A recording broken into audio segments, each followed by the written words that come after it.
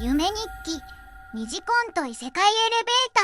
ター。今日見た夢の話。気がつくとどこかのリゾートホテルのような部屋にいた。その時自分はひどく疲労困憊していて、ベランダに置いてある椅子に座って休むことにした。ベランダからは道路を挟んで数十メートル先に浜辺が見えて、ポツポツと浜辺へと向かうリゾート客の姿が見えた。すると突然どこかで聞いたことがある声が聞こえてきた。それはニジコンのあかりん先輩としみりこ先輩だった。自分は目がめちゃくちゃ悪いので本当なら見えるわけがないんだけど、その時は水着姿ではしゃぎながらビーチへと降りていく2人の姿が確認できた。それで自分はうわーなんじゃこりゃ、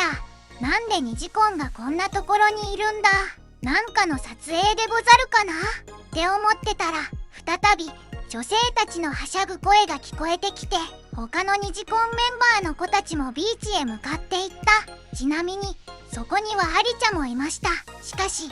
ビーチにたどり着くとメンバーたちは概念だけを残して姿は見えなくなってしまったので、自分は立ち上がるとそのまま部屋を出た。ホテルの部屋だったはずなんだけど、扉を開けるとそこは海辺の野外キャンプ場みたいなところで、ちょっと小高くなったところにバーベキューをするための屋根とグリルと水道などが揃った建物があって、大勢のニジコン大好きマンたちがバーベキューを楽しんでいるのが見えた。自分はああなるほど、こうやってファンクラブ南北ツアー中のポタクたちにご飯を食べさせてる間にメンバーたちの水着撮影をして、ポタクとメンバーが遭遇するのを回避する目論みでござる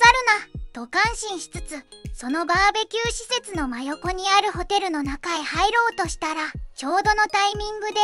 バーベキューを終わったポタクたちと一緒になってしまって、拙者もニジコン南国ツアーに参加したかったでござるな、拙者にもお金があればでござるなと思いつつ、流れ的に一緒に肩を並べて歩いた。どうもこの後はこのホテルの宴会場で行われるミニライブ&イベントらしく、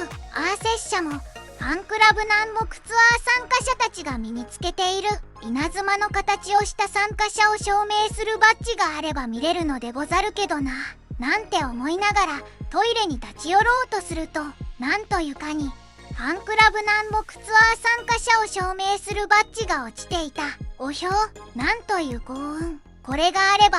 拙者は怪しまれずに参加できるでござるとは思ったけど、基本的な性質として自分は超チキンというのと、そもそもお金を払わずに参加するというのが自分の正義感に反するので、宴会場があるホテルの高層階まで行って、そこにいるスーツを着たスタッフに「あっこれ落ちてました」と言ってバッジを渡した。そしてそのままさっそうと立ち去ろうと少し歩くと、どれだけ歩こうにも足を後ろに引っ張られて全く進まなくなってしまった。それどころかムーンウォークみたいにどんどん後ろに進んでいってしまって、しまいには床に倒れ込んでソファーとかを掴んで必死に引っ張られまいとするけど、それでも見えない力で自分の足が引っ張られて、うわ、これ絶対人目を引くためにパントマイムしてると絶対思われてると思ったら、突然足を引っ張る力が消えたので、とりあえずエレベーターに乗って1階まで行こうとすると、どうもこのエレベーターホールに見覚えがある。あっこれ新宿だって直感で思って上がってきたエレベーターに乗り込むと、自分の記憶にある新宿のどこかのエレベーターとはまるで違っていて、2人も乗ったらキツキツになるぐらい狭い。しかもところどころ鉄サビが浮いていて、見るからに老朽化してて、とにかく狭くて暗くて古い。その時自分の本能がボタンを押すな押すな押すなって警告を鳴らしてたけど、なんとなく流れ的に自分は1階のボタンを押してしまった。でも接触が悪かったのか、その時は動作しなかったが、何も考えずにもう1回押したらドアが閉まりだした。本来のエレベーターというものは筒状の空間の中を箱状の物体が上下に移動するものだけど、そのエレベーターは大きく違っていた。自分が乗っている床だけが下へ下へと下がっていった。箱の中に入ってるわけではないので、基方の壁はどんどん上へと上がっていって、壁にすりおろされるんじゃないかとすごく怖かった。そのうち妙に浮遊感を感じて床を見てみると、乗っていた床はスピードを増してはるか下まで行ってしまい、自分はただ筒の中を自由落下しているだけの形になっていた。まずい、これは死ぬと思い、エレベーターの空間自体はすごく狭かったので、背中と足を壁に押し付けて落下スピードを調節しながら降りていった。最下層までたどり着くと急に明るくなって、ホテルのロビーらしき場所へと出た。そこにはなぜか志村けんと加藤茶がいて、あれ、なんで志村けんがいるんだとは思ったけど、なんか勝手に納得してしまって外に出てみた。そこは2090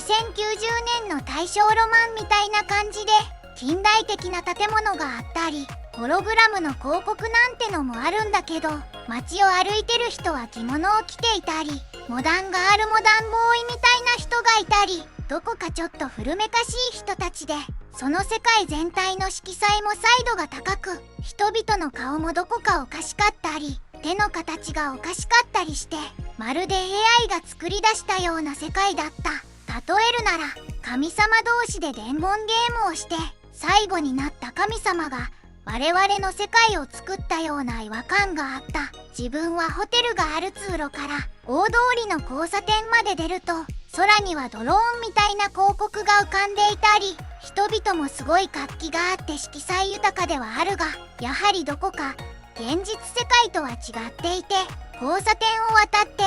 ビルとビルの間を進もうとすると、一歩先には真っ黒な何もない空間が永遠に広がっていて、それなのに本来ビルの壁があるだろう場所には動く広告ポスターのタレントが何もない空間に愛想を振りまいていた。やはりここは元の世界ではない、戻らないと思い、ホテルへ戻るために交差点を抜けて人の間をすり抜けながら、戻らなきゃと念じていたら、現実世界の耳元でという明らかにがっかりした声が聞こえて目が覚めました。また見てね。チャンネル登録お願いします。